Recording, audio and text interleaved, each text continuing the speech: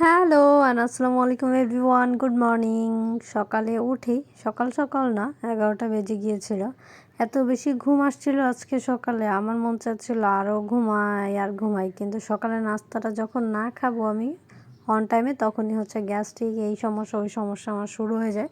That's why নাস্তা খাওয়ার জন্যই উঠেছি। আর নাস্তা খাওয়াটা এত বেশি প্যারা। আর সকালে উঠে আমার ওই যে কত রকমের পানি একসাথে খেতে, যে আমার চেহারাটা দেখেন কী অবস্থা। তারপরেও ঘুমাতে ঘুমাতে পুরো ফুলে গিয়েছি আমি।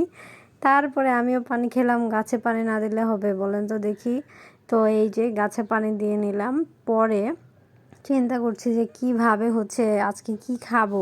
মানে সকালের ব্রেকফাস্টটা আমার কাছে হচ্ছে যুদ্ধ, এক কথায় যুদ্ধ লাগে।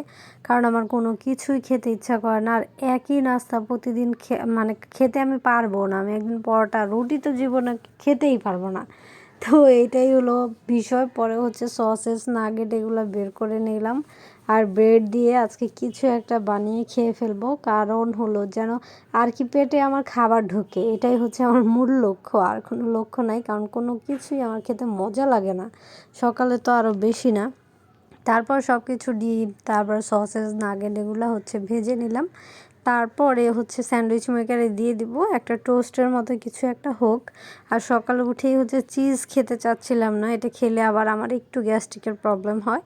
তারপরে এই যে হয়ে গিয়েছে, দেখেন কি সুন্দর মতো একটা স্যান্ডউইচ হয়ে গিয়েছে। সকালে ঘুম থেকে উঠে কার কার এই অভ্যাসটা আছে বলেন তো, নাস্তা করতে ইচ্ছা করে না, মানে কি দিয়ে খাবেন ওই টেনশনেই বাঁচেন না। কারণ একই রকম নাস্তা আসলে সেই রুটি রুটি তো আমি জীবনেও খেতে পারি না পরোটা ছাড়া।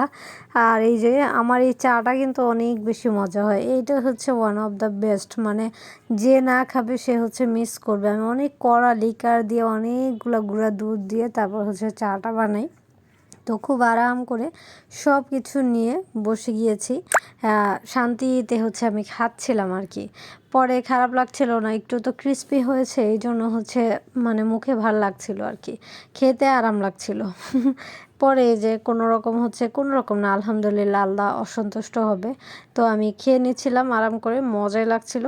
দেন চিন্তা করলাম যে চা দিয়ে ব্রেড দিয়ে খাবো, বাঙালি বলে তো কথা, কিছু তো ডুবাই ডুবাই খেতে হবে। তারপরে খেয়ে নিলাম এটা। এটা খেতে কিন্তু আরও বেশি মজা লেগেছে, যেহেতু আমার চাটা অনেক বেশি ঘন হয়, অনেক মজা। তো আমার চা খেতে হলে আমার বাসায় চলে আসতে হবে। আর কে কে খেতে চান চলে আসবেন আমার বাসায়, এরকম মজাদার চা খাওয়ার জন্য। মানে আমি চ্যালেঞ্জ দিয়ে বলতে পারি আমার চা অনেক বেশি মজা। তো এই তো আমি আরাম করে খেয়ে নিচ্ছিলাম সকালের ব্রেকফাস্টটা। আর সকালের ব্রেকফাস্ট করতে কার কার আমার মতো এরকম প্যারা লাগে সবাই কিন্তু আমাকে কমেন্ট করে জানাবেন। আর আমার ব্লগগুলো দেখতে কেমন লাগে সেটাও জানাবেন। Thanks for watching.